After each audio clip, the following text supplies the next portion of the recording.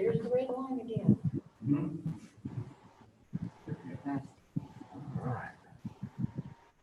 No. Ladies and gentlemen, we apologize. We obviously had some technical difficulties with Zoom.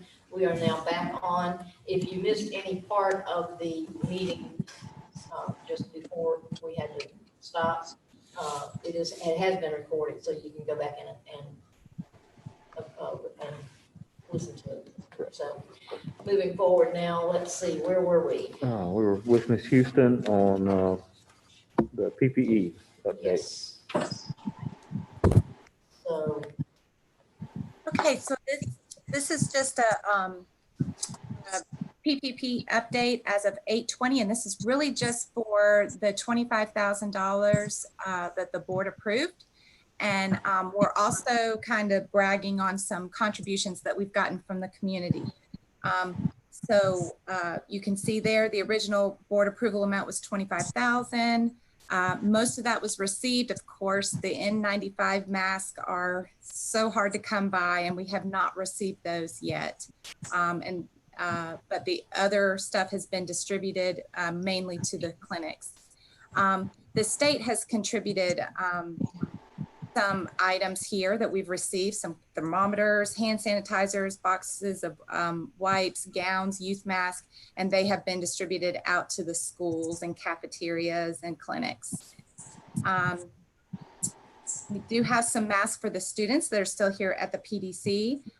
We have some foggers and chemicals that were given to us by Georgia DOE or GEMA, and they are still here at the PDC.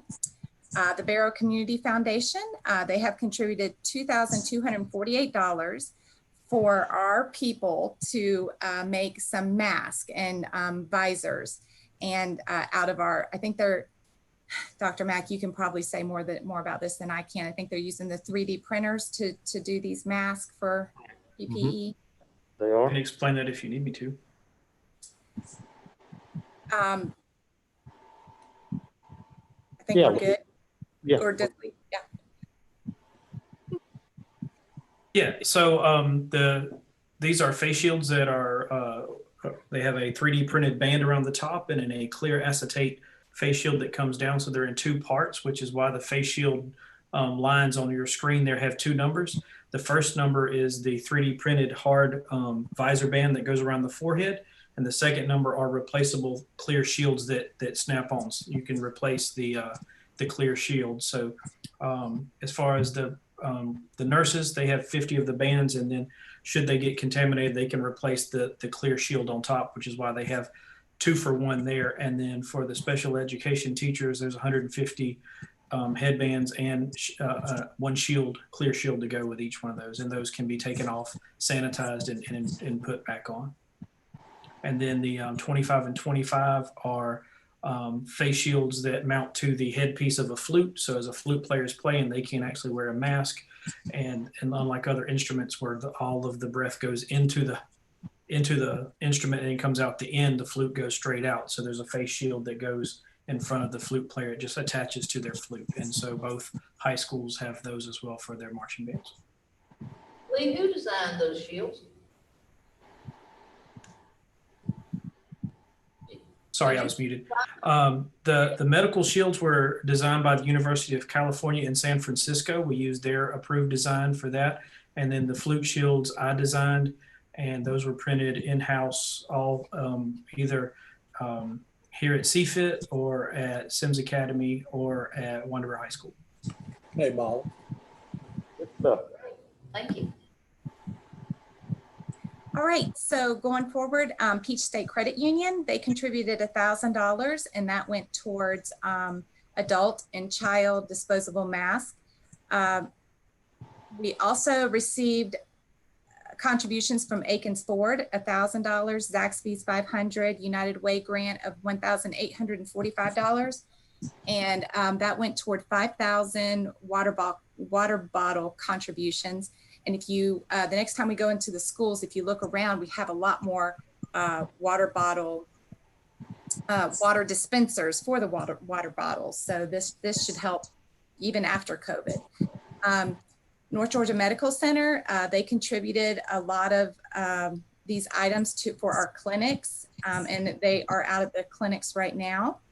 We also received another United Way grant, or it was actually part of that one that helped with the water bottles. And we ordered a lot more nursing supplies that the nurses needed for $6,155. And then Bethlehem Church, they contributed $15,000 for our special education department for whatever is needed there. And so far, they've ordered some iPads out of that money. And then First American Trust, Bank and Trust has donated $1,000, and that will go towards whatever needs we need in the future. So we're very appreciative of all of our community support. Jennifer, this is Gary Huff. Quick question, the N95 mask. You say we don't have any of those? I'm actually going to defer to Dr. Green. I can't. They arrived today. So they arrived today. Oh, great. So yes, we have them today. So they'll be distributed out, I'm sure, tomorrow. Are we planning to distribute those mainly to the nursing school nurses and their clinics? Is it where are the N95 masks going, guys? You're correct. That's primarily where they're going, is to the nurses and the clinics. Right. They're designed primarily for healthcare workers. So Right. and that's right. Thank you. Thank you.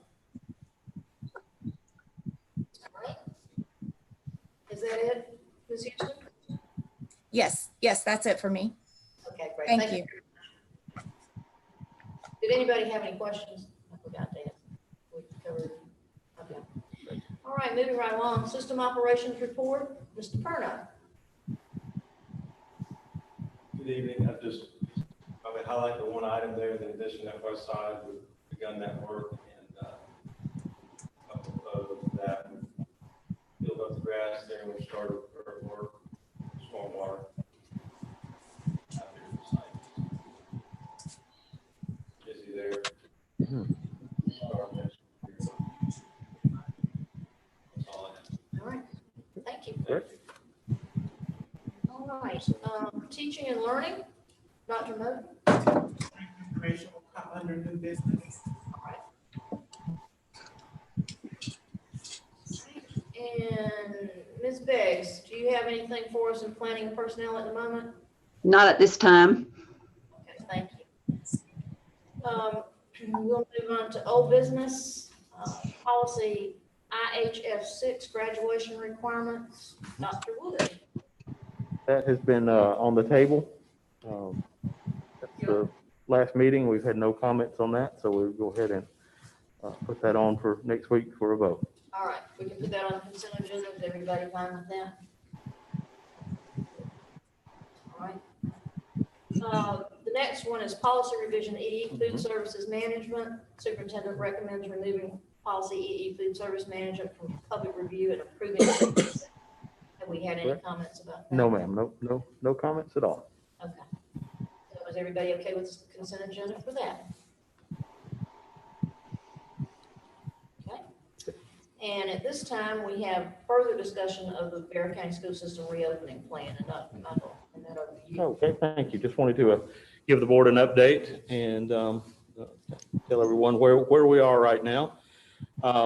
Starting, I'm just going to kind of run through everything that goes along with this also. You just saw the PPE, personal protective equipment, and also want to mention the cleaning supplies. We're pretty much where we need to be as far as that goes at this point. Glad to hear that the masks came in that we were waiting on today. So we are good. Most of it's been dispersed. We still have a few things that we've held back and that we will disperse out as needed. I think the only thing that I know of we're looking for is a few stands for some hand sanitizer to go around, and those are on the way. So we're in good shape there. Give you an update on our staffing situation. We are now currently, we've had a lot of the big groups that went out earlier have come back in. So we're currently right now at 18 employees that are out. And that's the really nice thing is that's not clustered right now. That's just kind of spread out here and there. So I'm feeling pretty good about that. I think we're in good shape there. That's not something, that's something we can handle very easily at this point. So we're that emergency is over. We hope that doesn't happen to us again. But as we move forward and start getting back in the schools, we don't no way to predict this thing. We've also put in. I know we've had some. We've got a technology hotline for people with that may have technology concerns. Students that can email in, and our tech guys have been doing a great job of getting those answered. We also now have a distance learning email hotline, dlfeedback@barrow.k12.ga.us, and we'll send it out to parents in our next update too. But that's for other issues with distance learning. If something curriculum-wise might not be going the way someone wants, those type of things, and those will come into a centralized area here in teaching and learning, and then those will be pushed back out to the school. Still want to reiterate to those of you out there, the best and quickest way to get anything done is talk to your teacher, talk to your assistant principals and your principals. But if you feel like you've gotten to that point, or you have another reason that you may not want to, that's available to the public also while we move through this. Technology-wise, John and Mr. St. Clair and Ms. Houston touched on it. We are doing pretty well. Had pretty good rollout there. We've got 500 more Chromebooks that are expected in the next 2 weeks or so to come in, and then follow that up with another 250 that are in shipment also. So that supply chain is still slow, but they are coming. Our bandwidth, John St. Clair's been monitoring that very closely and sending us daily updates. We haven't gone anywhere near the top of our range on bandwidth across the district. That's with all schools in at the same time and everything going on distance learning. So we expected that would be the case, but it's been holding up admirably. So good shape there. I wanted to talk a little bit about moving back into the schools. I know that's a hot topic for everyone on both ends of the spectrum, and start off a little bit with everyone's favorite piece, the masks. As we begin to move back in, I mentioned it before, we will be requiring masks. I think we've seen what happens when you don't. It's one of the reasons we were not able to start school back when we needed to. So we will have that piece. Principals and schools will be pushing out soon as we come back in. What that looks like, it'll fall under our dress code primarily, and they'll have basically a 3 strikes type of rule. We know that teachers will be giving mask breaks and doing everything they can to help keep our students comfortable, but just to keep, once we can get back in and to keep this spread down, we're going to need to do that. We're hopefully all convinced of that at this point. And the reality of social distancing once we get back is we can follow the guidelines as close as possible, and our principals and staff will do an excellent job with what they can. But once we have full classrooms, there's not going to be enough room. Anyone that does different is pulling your leg. So we will do the best we can as we start to move back in. So that brings me to I want to talk a little bit about the plan itself. Speaking with you all, speaking with members of the community, speaking with the principals and staff up here. We have been in the yellow for a couple of days now, the yellow zone. We did take an uptick today, which I'm hoping was a one-off kind of a hiccup there. And so we'll keep monitoring that. But the trend is that it's coming back down, which is what we wanted to see. It's been part of our plan since we started this in June. So we're feeling good about that. We have started work, and I have a draft of more of an accelerated timeline for you to take a look at. If you want to slide down, everything else on here is pretty much the same. It just goes over our what we've always had, the green, yellow, and red pieces. But if we stay on the course we're on, and I'm feeling pretty good about that, the staff's feeling pretty good about that. Of course, we're August 24th. We do have some students that are back in. That's gone extremely well. It's great to see some pictures and some young folks in the schools, because that's what schools are definitely built for. And then we'll have the next step coming in on the 31st. So those are a go. September 8th, this is more of a hard date now. Still a target. Anything can happen with this thing.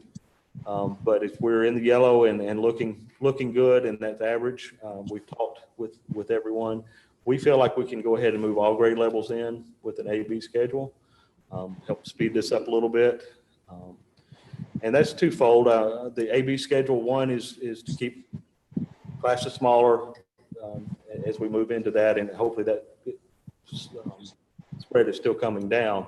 It's also to get kids reacclimated to school, the ones that are coming off digital learning. It's also to make sure that we have all the ins and outs of what will be expected for the mitigation, get used to masks, et cetera, those type of things.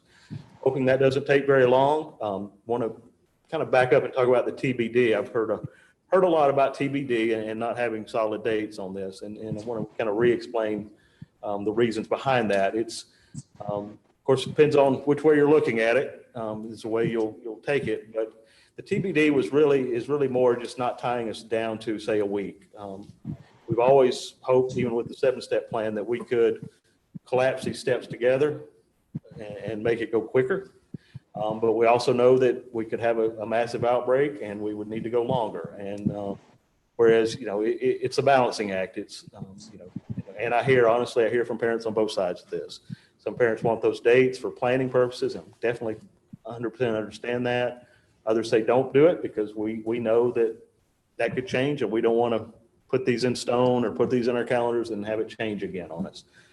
So we're closer to getting a date. If things are going the way they're going now, and everyone's doing a good job with mitigation, I could see that being no longer than 2 weeks, maybe even a week at that point, after September 8th. So we can get back in, get the kids acclimated, get back to live school for those that chose it and those that want it. Do want to, kind of speak to that also. Our goal has always been to get these kids that want live learning back into live learning as fast as possible. Get kind of tickled, or that might not be the word for it right now, but it's some of these folks that think there's some conspiracy out there that don't want kids in the buildings and we don't want our students in the buildings. I'm not sure what the end game to that would be, why educators wouldn't want them back in the buildings and why that would be a good thing for us. That doesn't make sense to me. We're just trying to be as safe as possible with our community, and our community is higher than our neighbors, except for Hall and Gwinnett, where we have had a higher spread than all the others around us. And facts are facts and data is data. So, and we've reacted to that, and we continue to react to that. But anyway, so I wanted to bring that forward for you all to see if you have any feedback, and that's our current thinking right now. I think it gets us back safely, but quicker. And so I think it's a good goal to shoot for at this point. Hey, Chris, Gary Huff on the Yes, sir. Those dates, are those the same dates we had before? You're just moving the A and B schedule a little quicker? Yes, sir. That's exactly right. It's the September 8th is a little more of a hard date now than before. Unless something just major unexpected happens, we're going to do our best to stick with that. We will let families know the week before, the week of September 8th for sure. But right now that's a pretty hard date in my mind. And then we'll go from that. We'll take a look, see how things are going. Once the kids are back in on the AB schedule, we'll talk to teachers, we'll talk to principals, talk to families, see how it's going, and then start making decisions on that just as soon as we can after that. You're trying to get 10 days or so of the That's correct. Yeah. 10 days below 25 new cases per 100,000 on a 14-day rolling average. Is that what you're aiming for? Absolutely. Yes, that's correct. Okay. Hey, Chris, this is Stephanie. Quick question for you. Do you mind just giving a little explanation about what the AB schedule will look like? Kind of just for parents who may have questions about that. I have a couple of, just to make sure people understand. I've gotten a lot of questions about that myself. It's a new concept for sure for Broward County. If we slide down a little bit, there's a graphic here. Basically, we're looking at 2 groups, 2 cohorts, and we have those split up by family. Most of that work's actually already done. We'll be pushing that out to the principals to clean up at the school level, just to make any changes that need to be made. So you've got half the students in a school or in a classroom, roughly half. It won't be perfect in cohort A, and the other half roughly in cohort B. So you'll have what we call synchronous and asynchronous learning going on. You'll have live teaching going on in the classroom. Some of that will be maybe recorded or presented in a different way. Teachers are left to, do their thing within the parameters. And then on Wednesday will be a cleaning day between the 2 cohorts. So that'll give time for, everyone will be at home learning, distance learning. on the A and B cohorts. Teachers will be able to, of course, we'll be in there cleaning. Teachers can get prepped because it is a lot of work for the teachers to do the online and the non-online together. And then cohort B will come in, basically get the same lessons while cohort A is working on it. It's a variation of what we call a flipped classroom. If anyone wants to look at that and Google it, it's really been a very popular thing. You see it a lot at the college level right now. Having been in college courses and having had family members that go through online courses, that's really the way it's done with online college courses. You might meet in person, you may not, but that whole flipped piece where the teacher meets, they talk about the work, they do the hands-on pieces, and then the student goes and works some on their own, works on the projects, also some asynchronous, some taped things that go out, those type of things. So it's a way to get live learning and distance learning at the same time and keep those numbers down within the classroom and in the building. And will the system try to keep siblings in the same cohort? Absolutely. And we're doing it by family instead of a lot of systems. You'll see a lot of variation of this. You'll see A through M will be in cohort A and N through Z will be, we're not doing it quite that way. We're doing it by family and then splitting each classroom. Oh, great. So that, so even if you have a step sibling or something that may have a different last name, we're doing our best to catch those and put them in, to keep them on the same day. And that's vertically also all the way through high school, from kindergarten through high school, so that we do that. And then at the school level, they can do a little tweaking there, send us back what they need us to change, and we can take care of that. So if there's some special extenuating circumstances that families out there need, we'll do our best to take care of those also. Thank you for those answers. I appreciate it. Thanks for bringing it up. Great. Chris, Gary Huff again. Can we back up on the calendar right quick? I know you followed the 25 new cases per 100,000 per day to close the schools. You did that, I think, 10 consecutive days. We did. Mm-hmm. Are you going to follow the same 10 consecutive days below 25? That's the plan. If we have, and we did this with the other one, if it's a one-off, kind of a strange day, we'll look at the average and go through that. But yeah, that's been our plan since we put the plan out in June, and we really haven't strayed very far from that either way. So sure, and I just want to make sure everybody understood that the logic behind you using the data to get to these dates, and that's the way you're using September the 8th that's the way you're getting there. Correct. Right. I just want to make sure everybody understood that that it's not some random number that you're pulling out of the air.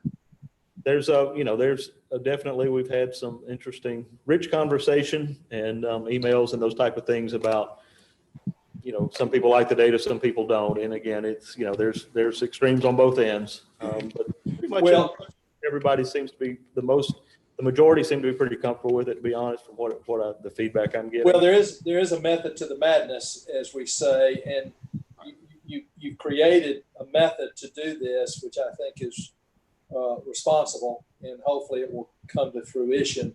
There are a lot of roadblocks in this whole thing. There are a lot of pieces to it, and I'll be, to be perfectly transparent and honest, once we get back in, I fully expect that we'll have pockets going in and out. As one of my superintendent colleagues said, we'll be playing whack-a-mole for a while. Well, and as we've recently, the school may go out due to spikes, and we'll have to learn to manage that and deal with that as we go forward too. Well, and as we've recently seen in Cherokee County and some of the other districts, you may end up closing schools, or maybe even closing us back down again. I mean, that's always a possibility. So especially the fact that we seem to know now that children carry a high load of virus in the respiratory tract that is not necessarily exhibited in symptoms, and they can pass that along. So it's going to be interesting to see how this pans out once school opens.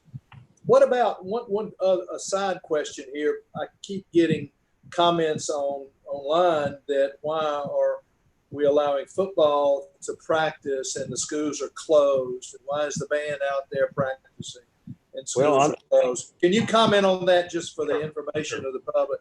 Definitely can. We've been monitoring them since we started practice. Our coaches and our band directors and everyone that's involved has been doing an outstanding job. We've had very, very few, in the single digits, student athletes at this point that have had any issues, and they've been able to get them away. And the way they've been keeping practices, they've not been right on top of each other at this point. They've been wearing masks. They've been doing what they're supposed to be doing. But we do monitor it every day. There's a report, pretty much daily that we take a look at, or we get verbal reports we get from the athletic directors. So we're very concerned with that. We're watching it very closely. So far, we haven't had some of the issues that I've seen in other districts. I know we have other districts, even in our RESA, that have had to shut down for 14 days practices and football teams and volleyball teams and these type of things. But our athletes, their parents, and our coaches are doing a good job with the mitigation efforts that we're asking them to do. And if we can keep that going and keep that going throughout the schools as we move back in, we'll be in pretty good shape. That said, if we get to a point where we have to, we'll do what we have to do to make sure everybody stays healthy. And if that means we have to step back with sports, we will. But right now, we haven't had to. So. Thank you for the answer. I appreciate it. I have something I want to say. When somebody takes their mask off, they might have something they want to say. But I did have a question going back to the dates. You did say something about the 8th, and I had a question about that. And I know parents have asked me on this, and you did make a comment saying that was more of a hard date now instead of when Dr. Huff came back and asked some questions about that, and we understand that because there could be a hiccup or the 10-day thing, we don't know what's going to happen with that. But then you also said something that I know that other parents, because it gave me some other questions in there when you said that we may be starting to reach out to parents that week of the 8th. So I know that they're going to ask, well, if we start reaching out to them on the week of the week before the 8th. Okay, so that's why I was like, wait a minute. Yeah. Okay. Yeah. No, we would start reaching out, and we would want to make that decision, firm decision, no later than the 4th. But I'd like to make it before the 4th. Okay. That's why I was kind of confused. Like, okay, well, if they're going to go back on the 8th, how No, will we that reach wouldn't work. out to them on the 8th? Okay. All right. That was my only question on that. And hopefully by that time we can get a harder date on step 4 and Okay. keep moving forward. All right. That was my only question on that. Thank you. Okay. Dr. Michael, Yes, sir. yes, this is Ricky Bailey. I just want people to understand the community, parents, teachers, if it comes to fruition and the numbers stay good, that we, get to this AB schedule on September 8th. The fight's not over. No, not at all. If we go in our community, I don't like wearing these masks. I don't Anyway, think any of us. if we get to this point and we do what we're supposed to do, this to be determined date's going to come around a lot quicker if we behave ourselves and do what we're supposed to do as a community. Absolutely. And speaking with Northeast Georgia Medical and Department of Health and contacts at CDC, they underscore that every time we talk to them. And I know that the mask piece is not going to be popular with a section of our community, but we've got to do it to stay in school. I think we'll be out. I think we may be out some anyway, but if we don't do the mask piece, we're definitely going to be out. Well, but what is it? As far as it's up to us, do what we can. Right. And the governor tells us that also, wash your hands, wear the mask, sneeze and cough correctly, those really easy things to do. And we can work through this thing. I've got a good friend who runs school up in Franklin, Tennessee. They've been in schools now for 10 days. They're all wearing masks. Not one issue. Right. The kids are wearing the masks. The little kids are wearing the masks. They make a game of it. It's just become the new reality. It will. And It will. they're doing it. It's working. And It will work. They're still open. I've seen that, and we've seen it the opposite in districts that aren't doing that. We've seen them coming out pretty quick. Spread and other things. So. Any other questions? I have a couple. Tell me why we think our classrooms are going to be so crowded when 25% of our students are doing virtual learning. Well, And we've got, okay. and we've got 3 new high schools. We had 2 last year, we've got 3 now. And so I need to understand that. Sure. Well, start with the first one, and on the surface, when you look at it, you say, okay, 25% of the kids are out of the building, and that's true in the halls, et cetera, these places. But in order to make that happen, we've had to take teachers out to teach those students. So our classrooms really have not seen that big of a drop in the number of kids in class, if that makes sense. So you've got, so you have to pull teachers out to do the online learning. So that takes them out of the teaching pool. Therefore, those kids go back in, and that makes really kind of keeps the classrooms pretty much at the same levels they were before. So this is basically a personnel issue. Hiring wise, yes. If we could hire 20 more teachers, we'd be in good shape. But, 25, pulling that off the top of my head. The other piece with BASA definitely helps, but that's 8th grade, 9th grade, and 10th grade right now. About 600 or so kids total. So that definitely helps, but you also have to remember we've been overcrowded in our 2 high schools for several years now. So if that's starting to pull away, and as they go up, that'll help even more as we get 11th graders, 10th graders, 11th graders, and 12th graders. But so it's going to help some in the 8th, 9th grade, a little bit in the 10th. But you know, one of our neighbors has the same amount, for example, almost the same amount of students we have. They have 3 high schools, so they are able to have a little more distant, 3 full-size high schools that are going, you know, 9th, 10th, 11th, 12th all the time. So it comes down to a little bit to our past funding and those type of things also. So Chris, if I'm hearing correctly, basically what you're saying is same number of kids, same number of students, but instead of putting 30 kids in Miss A's class and 30 kids in Miss B's class and 30 kids in Miss C's class, now 30 kids are in Miss A's class who's in the building, 30 kids are in Miss B's class who's in the building, and 30 kids are in Miss C and D's class that are digital. So in that case, it really wouldn't be a personnel issue, I wouldn't think, right? Because it's just. Well, if we had the option to hire more teachers. Yeah, that would be great any year, COVID or not. We could cut our class sizes to 15 or 20 kids. That'd be beautiful. But really, I mean, this is basically what we deal with every year, right? It's just, is that what you're saying? It's just shifting. It helps out, you know, it'll help. Digital helps us with the virus piece with the buses, hallways, you know, common areas, those type of things, more than the classrooms. Sure. Okay, I just want to make sure I understood what you were saying. Thank you. Okay, my next concern is the number of people that are out on any given day. Now, it seems like once everybody got back to work, we ended up having over 100 people on average out. I don't know the exact number, but it was 130 some odd total that have run through. Some of those went out in very big groups, and that's why we had to pull, one of the reasons we had to take the measures we did. Those are coming back in. That's getting better. Now that we're in classrooms and teaching, they're not around each other, so we're not seeing the numbers. For example, I think today we had 3 go out, and that's still going to happen. I mean, we're not going to get around that. Okay. Well, normally every month we get an attendance report from all of our schools, and I'd really like to see what the percentages are of our teachers going forward are out. Just like we've gotten that report in the past. Yeah, we'll still be tracking that as we move forward. Okay, well, here are a couple of things I have concerns about. First of all, our teachers are already tired. We're really asking them to do distance learning and in-class learning at the same time. I'm reading this correctly. We will somewhat when we do the AB. Right. Yeah. And so the teachers are already tired. They're already basically doing 2 jobs.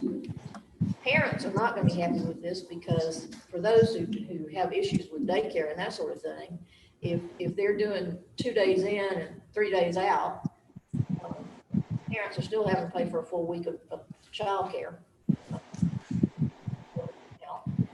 So it's not really helping the parents that much. The other issue is I'm really concerned that we're not getting these kids back in here faster. And I know that everybody has safety concerns. I do too, but other schools around us have done this. successful. The other thing I want to address is when everybody gets back in, if we have cohorts who have to be out for 14 days because they've been exposed to somebody who has it, whether they have it or not, what are we doing to cut down on that 14-day period? For example, there's a 72-hour period when someone's been exposed to this that could be asymptomatic. They don't have any symptoms. They could have it and not know it. So have we thought about contracting with the hospital for testing so that if somebody does come in and say, I had exposure to this, we send them to the hospital to get tested, get same-day results back from them, and do that for 5 days in a row. And if they don't have the virus on the 6th day, they're back in school and cutting out 8 days of this. We actually at our recent public health board of health in County, we had that discussion. It's explained to us that rapid testing is not effective, it's not reliable if you don't yet have symptoms. It is reliable if you have symptoms and if you get a positive, and that confirms that you do have the virus.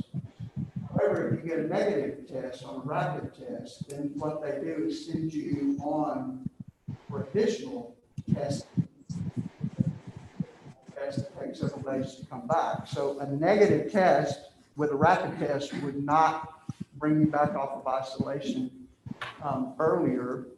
If you've been exposed to somebody that has a positive case of COVID-19, that's called close contact. And if you've been a close contact, then you must quarantine for 14 days. And there's no tests, no negative tests that will get you off of that any faster. That's Department of Public Health and CDC guidelines, and that's not something that we. Right. Dr. Green, this is Gary Huff. That 14-day interval there of quarantine from exposure is scientifically based. It has to do with the incubation period, the potential for symptoms to be delayed from the point of exposure up to 14 days after exposure. So that's why the 14 days is there. Having tests during that time, no matter how many you have that are negative, is not going to shorten that 14 days. Not whatsoever. So unfortunately, we're stuck with 14 days. I understand where you're coming from, Ms. Stevens. That'd be able to get us back sooner if we could shortcut that, but there's no shortcut to that 14 days. Excuse me, this is Lisa. Also understand that we will have CE charts, so that will come in, not sending a whole class home, only Right. those that have been within 6 feet. Yeah, that's one of our mitigation efforts, is to have the seating charts on the buses. So get into that 6-foot window and not, hopefully not put out a whole class, depending on who it is and what's going on in the class during that time. I think those measures. Well, There was recently recently a case in Stevens County where a bus driver came down with COVID-19 and only 5 or 6 students on the bus were actually quarantined based on that definition of close contact being within 6 feet for 15 minutes or longer. So that's how they got down to the 5 students. It wasn't the whole bus. This is Mrs. Kelly. I've got a question too, because I was being asked for some other business people. What are we doing? Because I know that Carvana and there's some other businesses in that area. What are we doing to verify that these people that say that they've allegedly come in contact with somebody with the virus, what are we doing to verify that they have come in contact with somebody and that contact is not a FaceTime contact or a contact that they picked up the phone and called somebody? What are we doing to verify that they actually did come in contact with somebody? Okay, so we've had over 100 of our staff people that have been trained in contact tracing through the certified Johns Hopkins University contact tracing program. So they're trained in how to do contact tracing. Once we become aware that a person has a lab confirmed positive test, then we're required to report to public health. They're going to get that from the lab provider as well, but we also report to public health. They will also do contact tracing. Once we have a confirmed test, then what we're doing is we're going to talk with the person who is the confirmed case to find out who they've been around and been within 6 feet for 15 minutes or more within the incubation, within the infectious period of their disease, which is 48 hours before they develop symptoms up until 10 days or until they're well. There's criteria to be considered well. You have to have been 10 days since your symptoms develop. Have to have your symptoms be greatly reduced, and you must be 24 hours without fever-reducing medication. As long as before you get out of that period, you're infectious, and anyone who comes within close contact of you could catch the virus. So the person who's has a lab confirmed case, they're to isolate. We talk with them to find out who they've been within 6 feet of for 15 minutes. We then talk to the close contacts to confirm that they in fact have been within 6 feet for 15 minutes or more during the infectious period. So we've got the positive case is telling us the close contact is confirming that, so that we know that that they should in fact quarantine. That's what you do for the incubation period, is you quarantine for 14 days.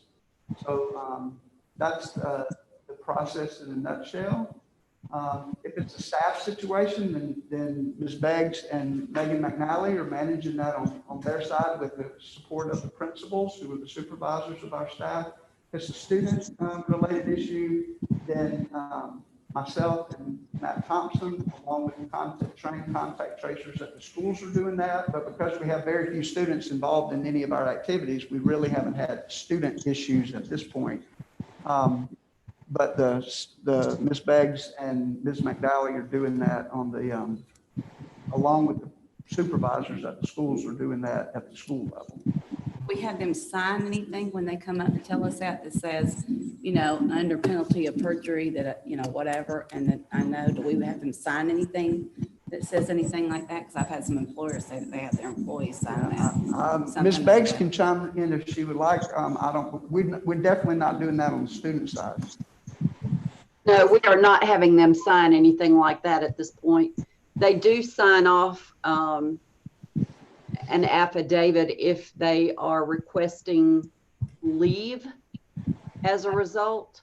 The majority have not needed to do that. So they do sign an affidavit if they request leave. Right, and the majority are actually, if they're not extremely symptomatic, are actually working from home. So it's Right. You know, that we are getting some cost benefit out of that too. I did want to go back, Ms. Stevens, one quick question you had asked about the teachers doing double duty. One thing we have done, which I know some other districts have not, is when we divided up for the AB and we took the ones that are already distance learning out of that, so that we're really doing our best not to have any of our, none of our teachers right now should be doing double duty. We might have a handful that'll do double duty during the AB piece, but we've really worked hard not to have that happen. Again, because they'll have to plan, but they would be planning their kind of their normal planning for a week if they had kids all live, or if they were all distance, if that makes sense. So, I'm going to clarify a little bit on that. I don't think I answered that one well. Anybody else have any questions? Are we still planning on having a fall break? Yeah, fall break was pulled in the calendar. Y'all voted to change the calendar. That was. I think so. I postponed it to fall It break. might have been a year ago. It seems like a year ago when we did that. Yeah. Hey, Dr. McMichael, has the state, do you know if there's any indication that the state's going to remove the 180-day requirement at this point? I haven't heard any of that. We've waived that along, it being a charter district, we've waived that anyway, number one. Okay, good. So if we wanted to go back and add the fall break, you're saying we could? we could, but I would advise against it at this point. Sounds like this is the first time that Lynn and I have agreed in a long time. Lynn, did you hear that? We should roll with it. We'll, you know, we've worked out some things for those that had unrefundable things and those type of things too. Thank you. Okay. Anybody else have any questions?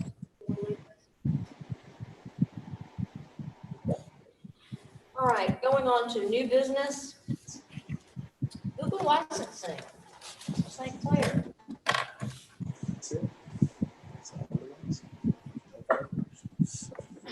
Yes, thank you. To support distance learning, we're currently relying on functionality in the Google suite of products that Google classifies as premium features. Things like the ability to record meetings for a longer period of time, other features as well that Google is allowing school districts to use for free up until September 30th. As of October 1st, the premium features go away. So functions that we're relying on will no longer be available to us once we purchase premium licensing. To continue, so an RFP was published for this licensing. 8 vendors responded with 9 responses.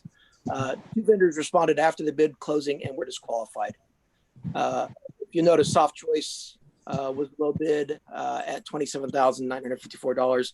They're the ones who also gave us a second bid of $55,000 some odd dollars, depending on when we did the purchasing. Low bid respondent Soft Choice of Chicago met the terms of the RFP. They've done business with the district previously and are not adversely listed in the SAM.gov database. And I apologize, if you scroll up, I'm limited on my tech here at home. Scroll to the top, please. Other direction. Yeah, there you go.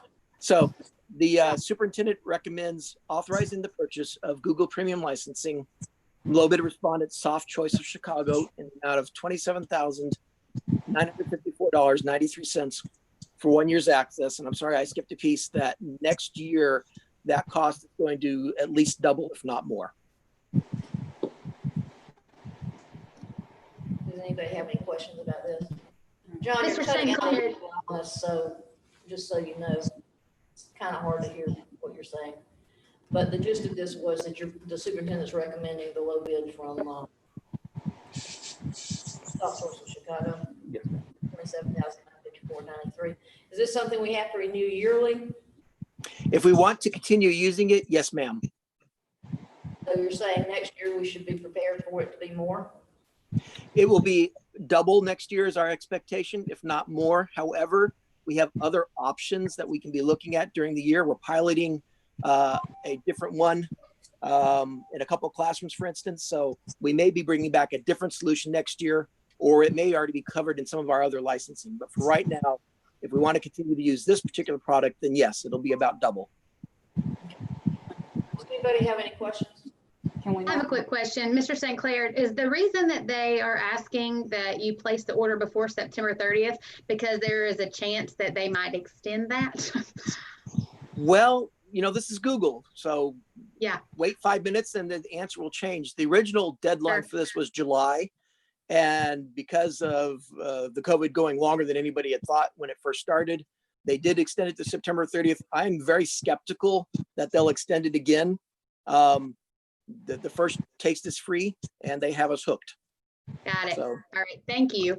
Hey, yes, ma'am. Mr. St. Clair, Dr. Huff, Gary Huff, as I understand it, we do not use this product for anything other than distance learning. Well, the Google suite of products, the district has used for quite some time, Google Classroom and Okay. a variety of other components. This particular piece, getting us the recording for the meeting, I suspect we'll continue to use it even after the crisis, it or a product like it. Okay, thanks. This is Beverly Kelly. I've got a question. Is there not a way if we're going to use it after that, that we can't try and go on and get the price if it's going to go up and lock it in for 2 years at that price? If it's going to go up? We certainly can go try to do that next year when we renew. You know, typically if you offer to renew for a 2 or 3 year renewable contract, they'll work with you on the pricing. So, you know, we'll certainly chase those possibilities down next year.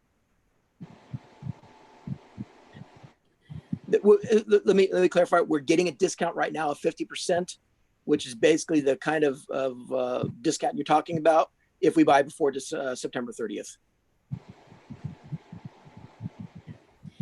Any other questions? Is it all right to put this on the consent agenda? that on Teams. Next Thank you. item is Ellevation software. Scott King. Thank you. I'm Scott King. Most of you saw and Title III coordinator of migrant education. Coming to you about a platform called Ellevation. The superintendent recommends authorizing the purchase of Ellevation and Ellevation Strategies, which is the sole source provider. The term of the contract is 1 year based on yearly satisfaction of the product. We'd also like permission to renew up to a maximum of 3 years.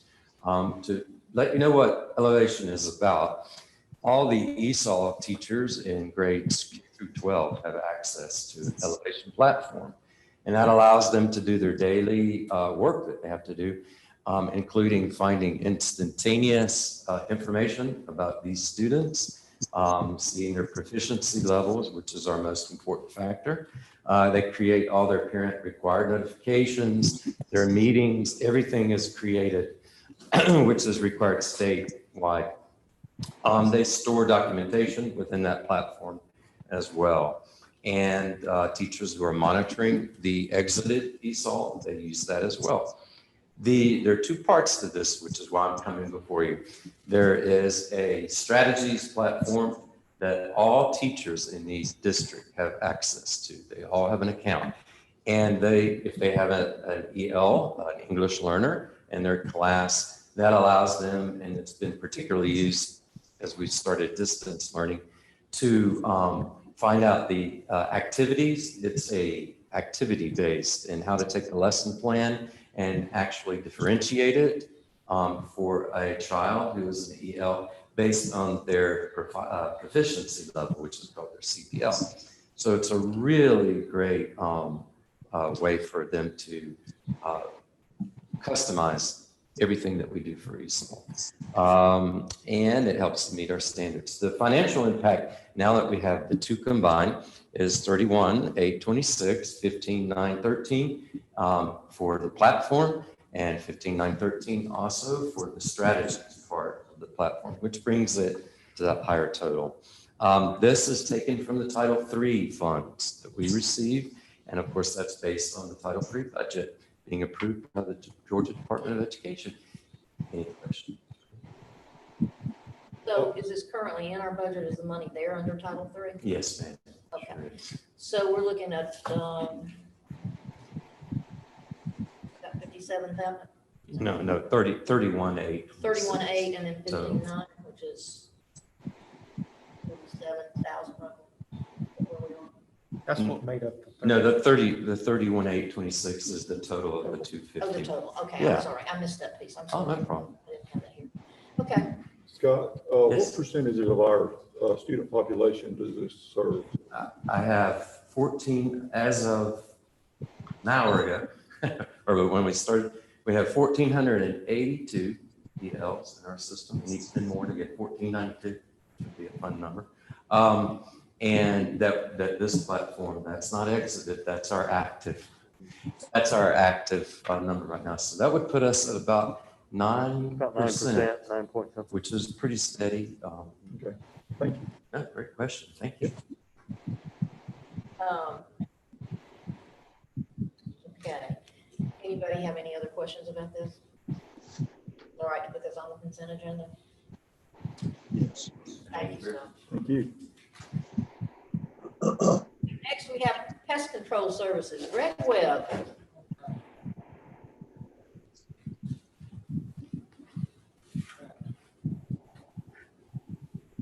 All right, we put out an RFP for pest control services to, on a monthly basis, get in our kitchens, break rooms, cafeterias, and on a quarterly basis, get in all the classrooms and put a perimeter around the outside of the building.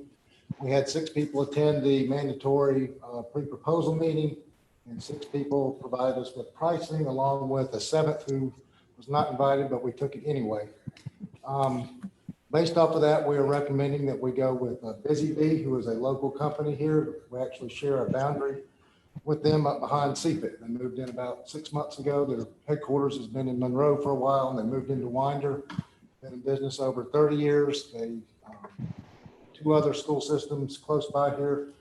and I think it will provide us with excellent service. The amount of the contract for the first year will be $25,286. It actually goes down in year 2. Any questions about that? Greg, this is Ricky Bailey. Do we have, that's the only numbers we have. Were they the low bidder? They were actually the low bidder too. The second price was $27,600, and then it went up from there to $35,000, then $42,000. And this is just me. I'd like, next time on something like this, I'd like to see all the numbers. Just sure. The reason we didn't, Joe and I talked about it, but because it was a proposal, we took into account also their availability to us, how they could service us, where their location was, how long they've been in business. We just didn't want to just grab that low number if we wouldn't be able to service. But I understand where you're coming from. I'll do Thank that. you. Any other questions? Consent agenda? Very good. Thank you, Greg. CTAE local plan, state and federal grants, Dr. Wood. Good evening, everybody. So I am here tonight to present our yearly CTAE budget that we get from the state and federal grants. I want to say that we were expecting an overall decrease in our budget about 14%, but they were able to come in at only 11% cut, which we were thankful for, and want to give our state superintendent at the state level some accolades for using some of the CARES funds to help support some of that CTAE budget. So we were very thankful that we actually are not seeing that much of a decrease. So we are currently supporting 59 CTAE teachers in 31 different pathways. We welcomed a new ag program to Bear Creek this year and 2 new healthcare teachers out at Sims. So the budget, and you can, Suzanne, if you'll just click the attachment, that's just an overview of all of our grants and our total amounts. Perkins 5 is used for our program improvement. So that's replacing equipment, making sure that things are up to date in the classrooms. And that totals a little over $110,000. We get Perkins 5 Plus funds, which will be used this year to support CTAE students in reading and math in the CTAE classes and career development. We have Perkins 5 professional development funds, which support our CTAE resource network, which offers free workshops to all of our CTAE teachers, counselors, and administrators. This year, I'm excited with some of the construction happening out at BASA. We were able to do some renovations out at Sims. And so we applied for a construction related equipment grant. And I'm proud to say that we did all of our deadlines and submitted everything in a timely manner. And we're going to get over $162,000 to be able to put equipment in the healthcare classroom out at Sims, redo some culinary equipment because we made some changes to the cafeteria out there. And because we moved the hospitality suite out at Sims to make that the healthcare lab, we're able to get some additional funds for marketing and hospitality. So we will be spending, like I said, about $162,000 to get some new equipment and materials out there for those classes. So excited about that. We're also had 2 programs at Appalachia and Winder Barrow. Our food, nutrition, and science teachers are applying for industry certification, and we met that grant requirement. And so they'll each be getting $10,000 to use that money to get additional equipment and supplies to go through the industry certification. And we will go through that process this year, and hopefully all will go well, satisfactory, and we will have that visit late in the spring. The next portion of the funds are CTAE supervision, which helps support the CTAE director position. We have extended day and extended year funds, which are used to support 29 teachers on extended day. And this is a matching grant. So our district actually has to also support those funds. So when you're seeing that amount of $43,000, over $43,000, the district also puts in that much for CTAE to support our teachers. We have extended day and extended year to support 6 of our ag teachers in the district.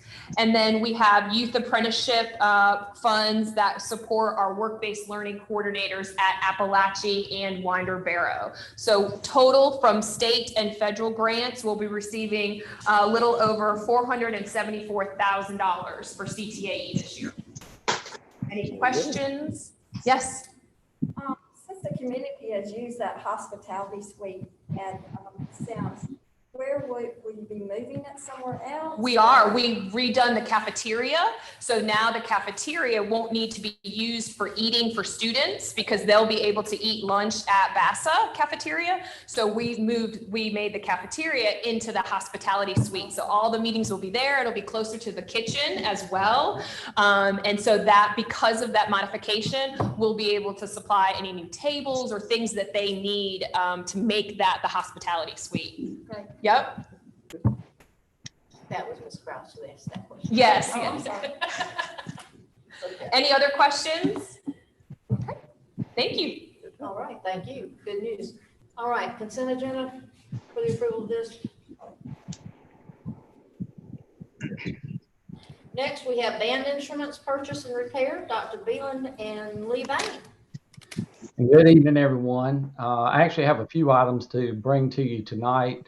The first is related to the approval for the repair and purchase of some band instruments. Mr. Lee Bain conducted an extensive needs assessment at the end of last school year to determine what instrument repair and purchases would be needed for our bands to provide a quality program in our middle and high schools and to eliminate any student sharing of the large instruments. The instruments that we're presenting tonight are typically those large instruments that were purchased by schools or typically purchased by schools because they're cost prohibitive for students and their families. Mr. Bain sent the list of instruments needing repair. I'll start with the repair first to 3 different companies. If you'll click on that first one for me. So these 3 companies responded, but I have to tell you that these are just general estimates that they provided because they've not actually seen the equipment. Because the 2 lowest estimates are within $2,000 of each other, and because of the length of time it's going to take them to make some of these extensive repairs, what we would like to do is spread the work between Ken Stanton and Stevens Brass and Woodwind Repair in order to get the instruments back and in the hands of students in a timely manner. Before I move on to the purchase of instruments, do you all have any questions about the repair of the instruments? Okay, for the purchase of instruments, we received 6 bids on 28 instruments. That's the other document that you have there. The recommendation is that we purchase each instrument from the low bidder for that specific instrument so that we can maximize the use of our Title IV Part A funds. There is one exception, and that is the octave marimba.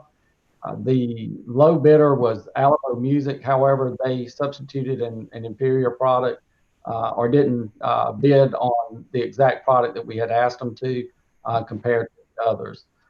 So basically what the recommendation is that we're asking for is to have the repairs completed and the instruments purchased using $90,051 from Title IV Part A funds, excuse me. Any questions from anyone about this? Consent agenda? Dr. McMichael, I would like to say that I appreciate this recommendation, and Mr. Beeland, I appreciate you as well. I know this community takes this band very seriously, and in a lot of communities where they're cutting out, arts and stuff, it makes me proud to see you guys still so much on the forefront of making sure that our students have this. So thank you very much. Absolutely. Thank you for saying that. As a former band student who played a large instrument, baritone, that was provided by the school, it's nice to be able to use Title IV federal funds for this purpose. And just want to give props to Lee Bain. He did an extensive needs assessment to determine what instruments were needed at each school to improve all of our band programs. and I appreciate all this hard work. Okay. And looks like we're going to talk about units of study text next. Yes, ma'am. The next item for consideration is books to support our newly implemented Lucy Calkins Units of Study reading curriculum. Units of Study provides K-8 teachers with the structure to teach reading through a reading workshop model.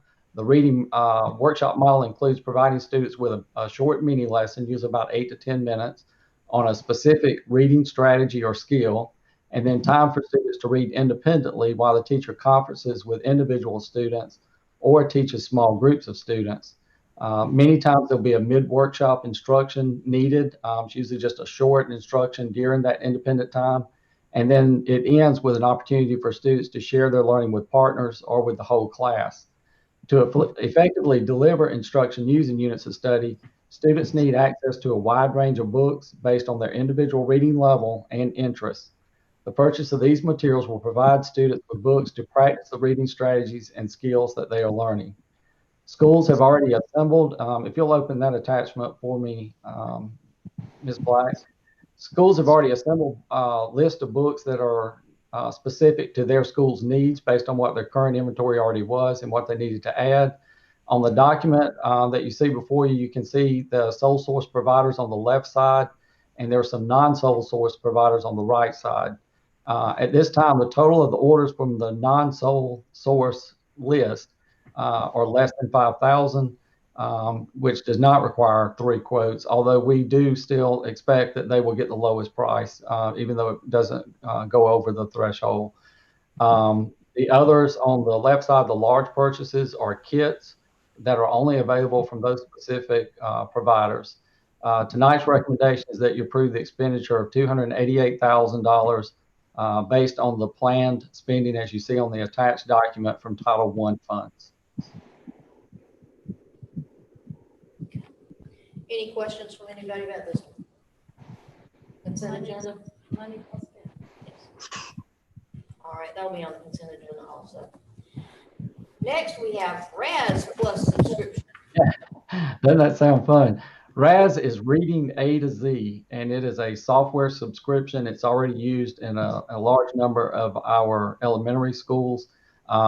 This item is a K-5 subscription to RAS Plus. RAS does stand for Reading A to Z.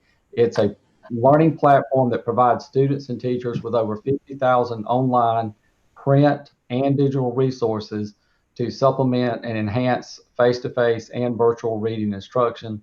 The recommendation is to purchase 351 teacher licenses totaling $51,436.22 to be paid out of each school's consolidated funds. Any questions on this? All right, we'll put that on the consent agenda also. All right, thank you.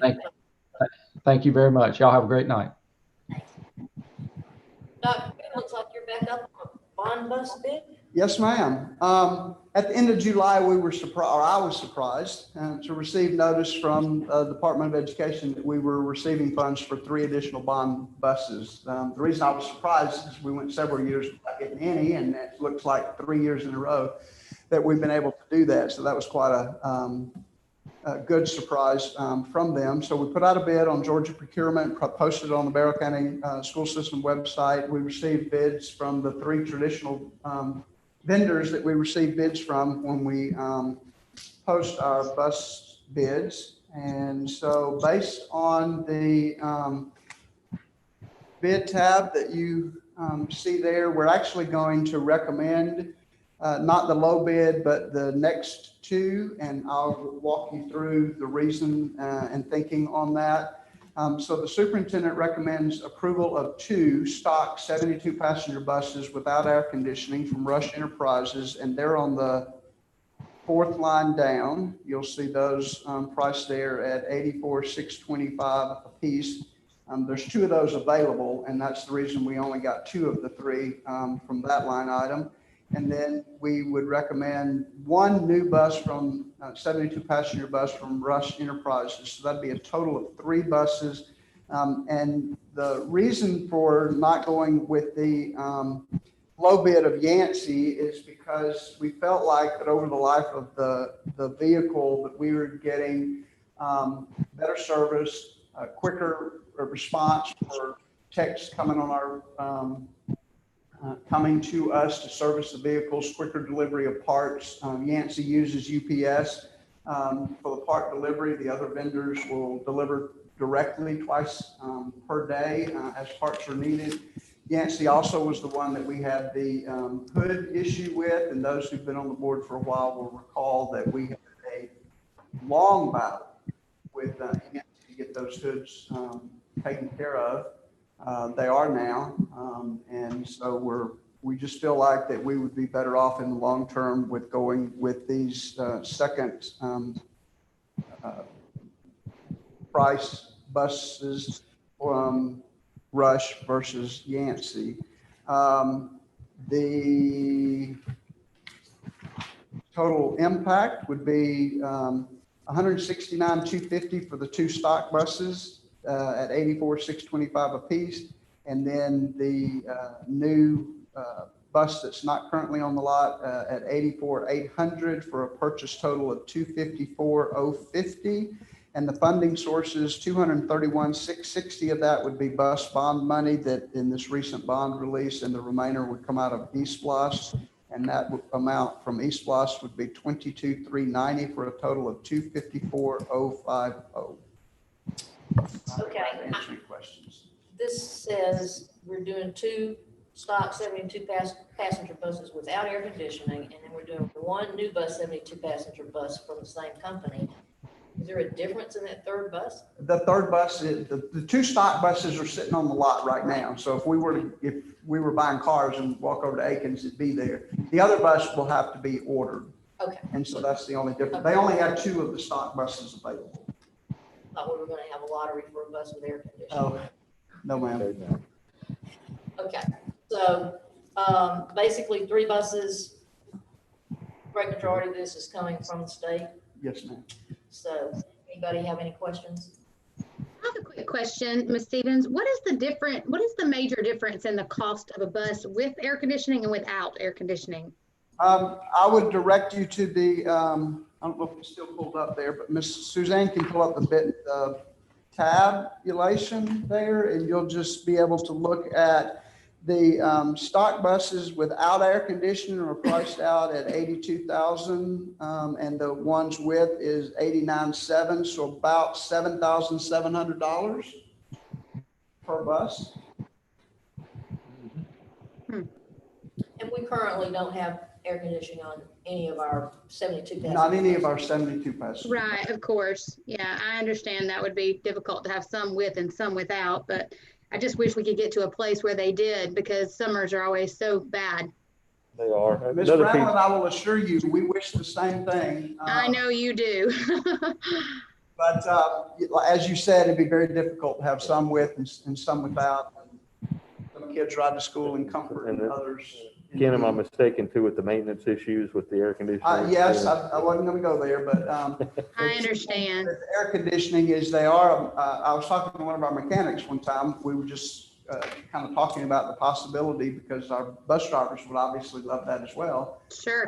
And he said the biggest headaches they have in the shop are the air conditioning. Keeping the air conditioning running on the buses that we have the air conditioning on is one of the biggest headaches that they have. It's not that reliable.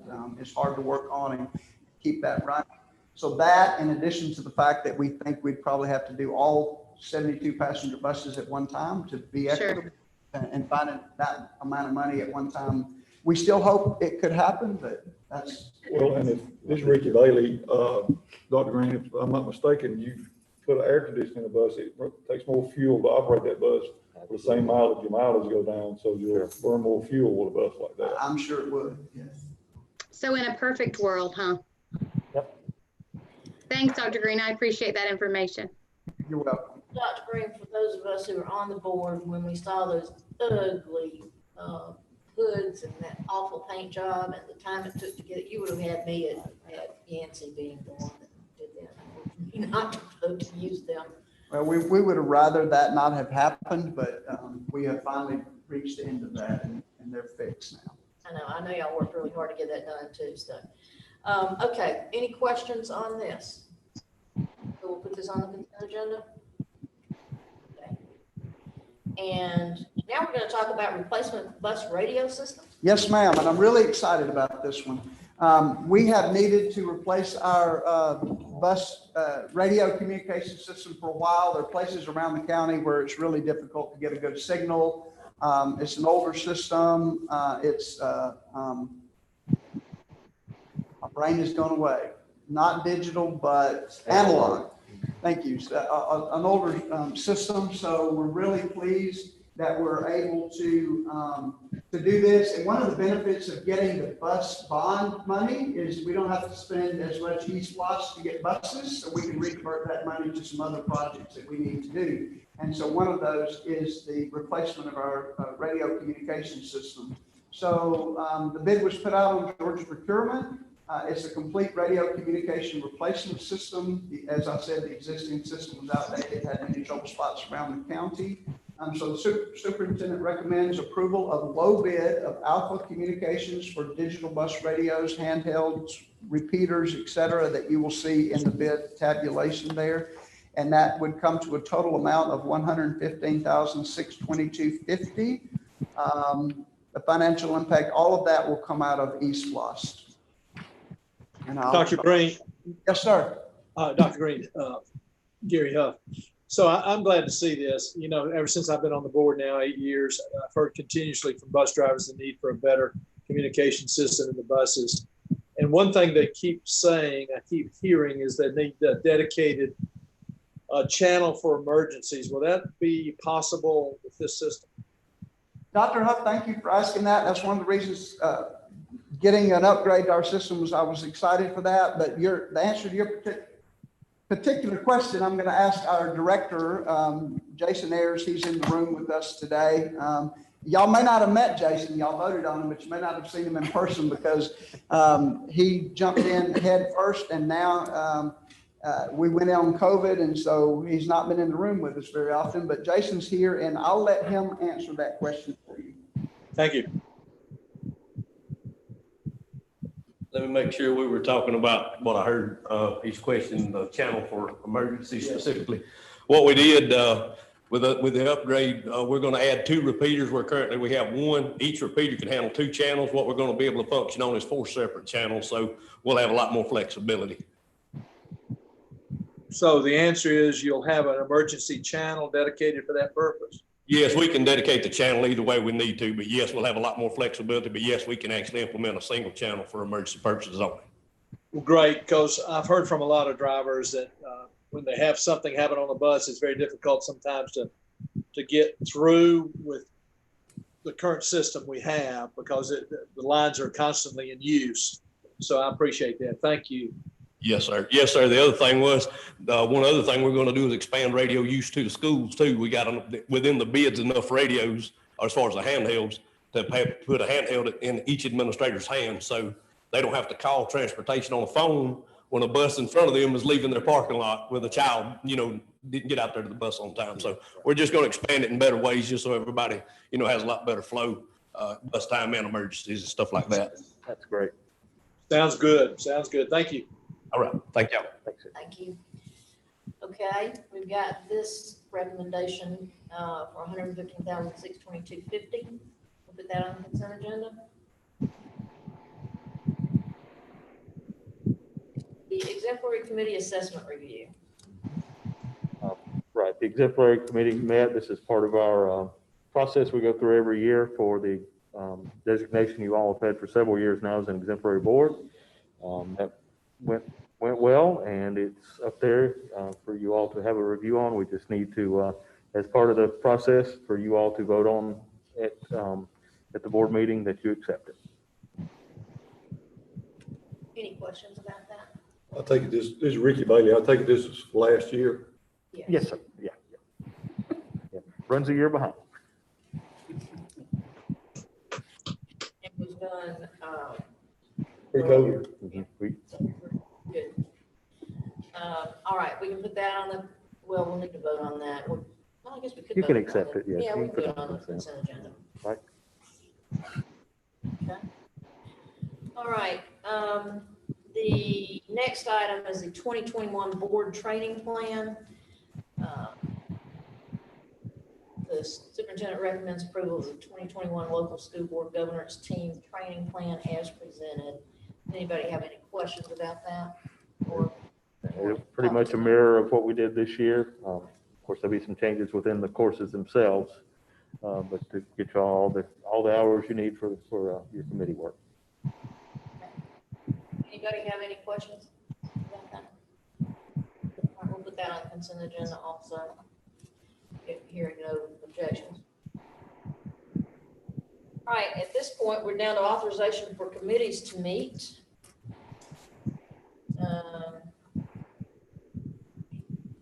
Do we vote on that tonight? No. Okay. And the next thing is we need to go into executive session to discuss or deliberate upon the appointment, employment, compensation, hiring, disciplinary action, or dismissal, or periodic evaluation or rating of a public officer or employee, or to interview applicants for the position of superintendent. We'll need a vote. Ricky Bailey, yes. Forever, yes. Yes. Yeah. Yes, okay, and Stevens, yes. 2-1. And Stephanie? Yes. Gary Huff, yes. Okay, thank you. Very good. All right, at this point, we'll go into executive session.